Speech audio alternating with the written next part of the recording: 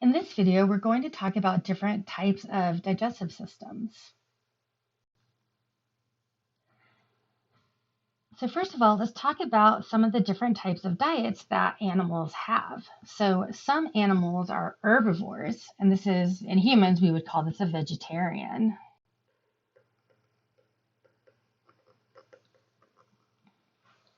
So herbivores are just animals that have a diet that consists completely on plant material.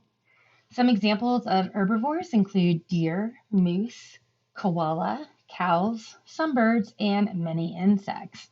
And so you can see the picture of our herbivores in these top two pictures here.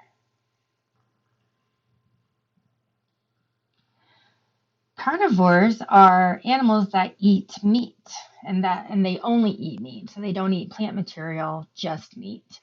Some examples of carnivores include cats, snakes, sharks, sea stars, spiders, and ladybugs. And so you can see some examples here with our lions and ladybugs in the second set of pictures. And the third option are omnivores. And omnivores are animals that eat both meat and plants. And humans, we are omnivores, as are bears, chickens, crayfish, cockroaches, and lots of other things. So you can see examples of omnivores on the bottom pictures here. Now, each of these diets requires different digestive structures and processes in order to kind of be specialized to break down the type of food material that the organism is taking in. So first, let's talk a little bit more about invertebrate digestive systems. And this should be kind of a review of what we talked about when we talked about invertebrates. So some invertebrates have a gastrovascular cavity. And remember, this is one opening that serves as both the mouth and the anus. So essentially, food goes in this one opening and waste products come out. So food enters into the gastrovascular cavity, where it is digested by enzymes, nutrients are absorbed, and then waste leaves through that same cavity. Gastrovascular cavities are found in things like platyhelminthes, which are the flatworms, ctenophora, which are comb jellies, and cnidaria, which are the sea jellies, which is what we see in this picture here. Some invertebrates have an alimentary canal, and this just essentially means that there is a tube that goes through the body that has a mouth at one end and an anus at the other end. And there's essentially a one-way street between the two. So one example are earthworms. So food gets ingested by the mouth, and then it travels through the other structures of the digestive system until it comes out the anus. Now, I apologize. This picture here is not an earthworm. This is another invertebrate here. But let's come back up to talk about earthworms. So food is ingested by the mouth. It travels through an esophagus to a structure known as the crop, where it passes into the gizzard. And the gizzard is where that food is churned and digested. Nutrients are then absorbed through the intestines and then eliminated as feces through the anus.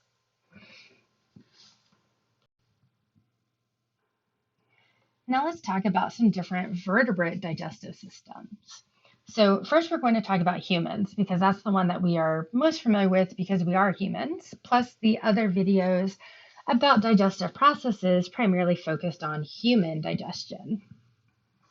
But essentially omnivores, so not just humans, but some other omnivores are going to have a monogastric digestive system. And mono means one, and gastric means stomach. So this means that we have one stomach. And you can see that there is a mouth that food goes into. That food then travels down the esophagus into the stomach, where it then passes through the small and large intestines until it goes through the large intestine and leaves the body through the anus. And I just want to point out here that the first part of the large intestine is known as the cecum. And in omnivores, there is a relatively small cecum. Now let's take a look at some herbivores. Now, a lot of herbivores also have a monogastric digestive system, so one stomach, but they may have some other alterations to the digestive system that helps them to break down plant material. So one example are going to be rabbits, and rabbits actually digest their food twice because they eat their food, they eliminate certain products that they then re-eat again and then break down and absorb again. So the first time around, they ingest food. So food goes in through the mouth. That food gets digested, so broken down chemically and physically.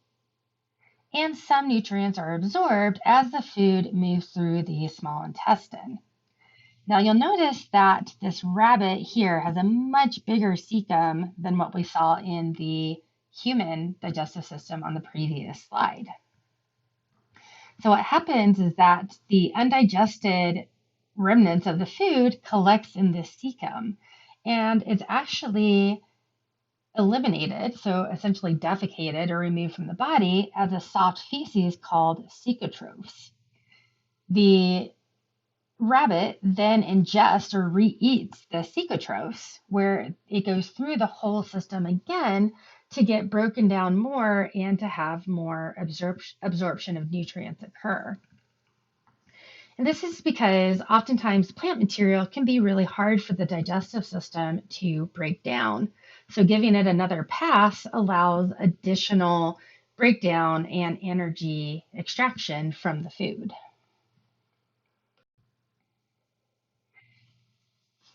Birds have a different digestive system in that they have a two-chambered stomach.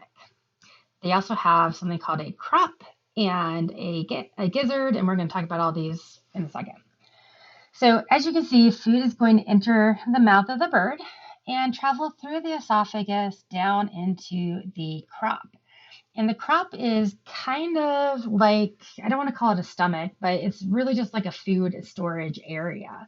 So the food just kind of hangs out there until it can enter into the two-chambered stomach.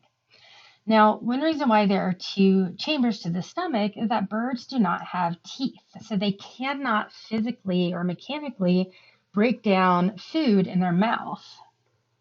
So no mechanical digestion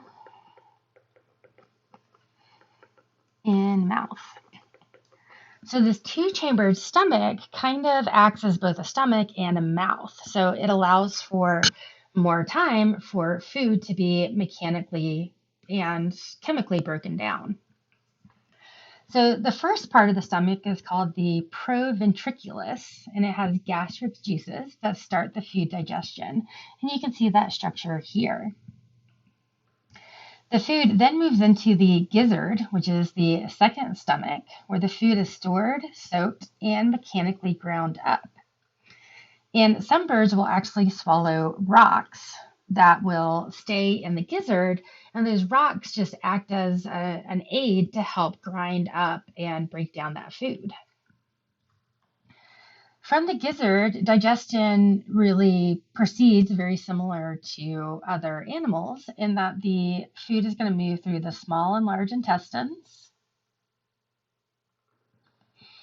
where it's then eventually going to be excreted. But excretion happens a little bit differently, in that waste is excreted through a structure known as a cloaca.